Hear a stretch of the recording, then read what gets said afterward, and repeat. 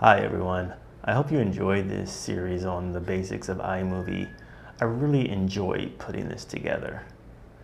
In retrospect, I probably could have did some things differently. When I was planning this series, I was trying to think about what I should consider to be basic level stuff as opposed to intermediate or advanced, and struggle with what to put in, what to put out. There's definitely some things I feel like I should have covered a little bit more. I should have talked about the Files app and how you can bring in files from iCloud Drive.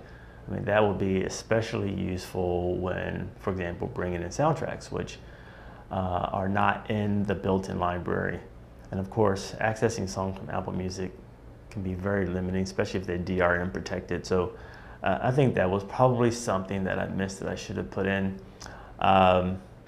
And there are some other little small things that I started to notice, like I should have mentioned that you can turn the sound on or off when using themed titles and themed transitions, things like that. But for the most part, I'm very happy with the series and I hope you enjoyed it as well.